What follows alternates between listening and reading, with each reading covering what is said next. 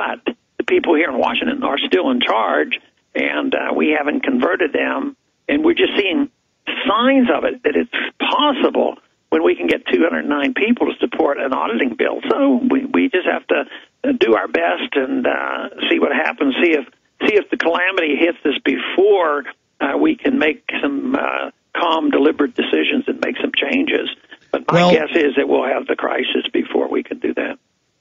Absolutely. Things are certainly deepening. When do you see the next big plunge downward, deeper into this globally engineered depression? Well, I think it's really going down now, but the government statistics sort of are giving people a false sense of security, so I think we're still slipping. But there will be more announcements and more bankruptcies and probably more commercial property problems and more states going bankrupt and more unemployment. Then finally, the euphoria on Wall Street of the last 4 months it'll dissipate, and then that'll feed into a lot of disappointments. But, you know, even though Wall Street has done a little bit better by these prices going up a little bit, I don't think the average guy out there that's lost his job has started to feel any better yet. And I was impressed the other day that some of the news media have reported that the real rate of unemployment isn't 9%. It's like 18%, you know, when you add up all the people who don't look for jobs anymore or who work a couple hours a week. So it's a very serious problem. And, exactly. The mainstream media is now having to admit more and more that the government is lying and spinning because they want to keep some credibility. Sir, I want to specifically ask you in the time we have left, how do we help you get this bill passed? How do we help you get H.R. 1207 that has 209 sponsors now as of June 10th, 2009 on this Wednesday edition? What can we do to get this passed? What can we do? Because going back to you at McKinney-Ruff's when you gave a speech after I did 5 years ago, it's in my film Matrix of Evil, you talked about how the key was when the global crisis came in, the establishment would try to use the crisis to bring in their Bank of the World, their world currency, because you were reading the same globalist documents I was. Yeah. And then now it's all over the news, and they're posing as the saviors, and the public is going, wait a minute, you're the guys that did this, so they are looking to you and others. So there's this vacuum that's about to happen.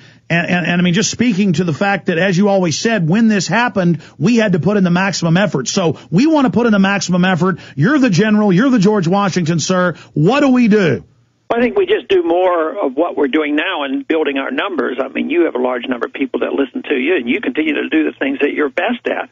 Now, following up from our campaign, we started the Campaign for Liberty, and that website helps bring people together, and our numbers continue to grow. But right now, in a more specific way, they need to go to Campaign for Liberty, get the names of those who have signed on, and find out exactly the congressmen who have not.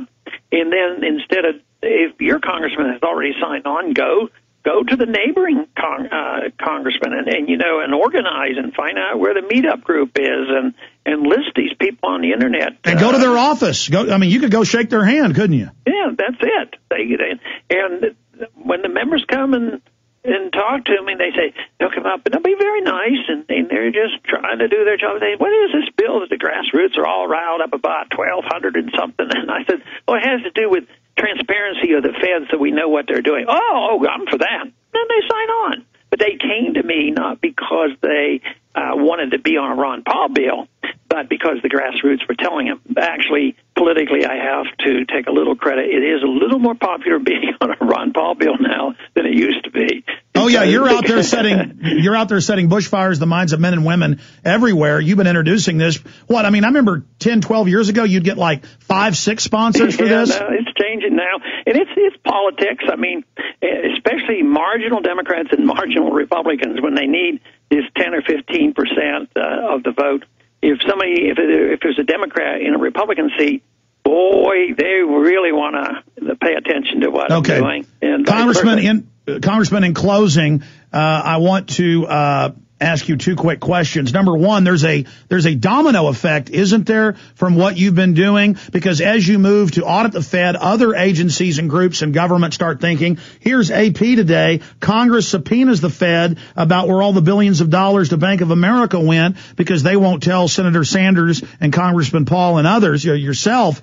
So again, here's this idea of holding these guys accountable. It's starting to happen, isn't it? Oh yeah, it'll be contagious, and that is very good. And I think that fortunately we can get all political groups together on transparency, and then we can argue out what we want to do. And matter of fact, Barney Frank has been helpful to me on this, but he wanted to make sure I knew he didn't agree with me on the ultimate monetary policy, and that's okay. If they believe in transparency, then open debate. But I so strongly feel that if we get transparency of the Fed and the people know what they've done, I think their days are numbered.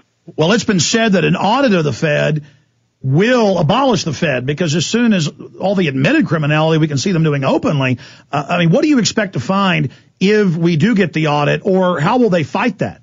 I think there'll be some surprises, but I'd be most interested in what they've done with the international organization, which countries they've bailed out and which central banks that they helped, what they have done with gold and whether or not they've loaned out and sold gold and how they manipulate markets. I would imagine they even manipulate stock markets for that matter. And how they do it would be the thing. I think it would be a big audit. I think once they get in there to trace that thing through, it may be a big, complex matter because it's international as well. So I see my time is running out, and I have to say goodbye. Congressman, thank you. In closing, you'll hear about in the news in the next few days. We broke it. Just like the DHS documents demonizing yourself and others. The government is demanding an inventory of even 100-year-old cannons at all VFW posts and threatening to have BATF raids if the veterans of foreign wars doesn't basically become their little snitches. So I hope you'll look into this, Congressman, on top of everything else you're doing. Thank you so much for spending. Very good. Thank you so much, Congressman. Bye. Take care. There he goes, ladies and gentlemen. On to the next matter. A very busy man, Congressman Ron Paul. And we skipped that break because he got on with us a little bit late, running off of the floor to join us.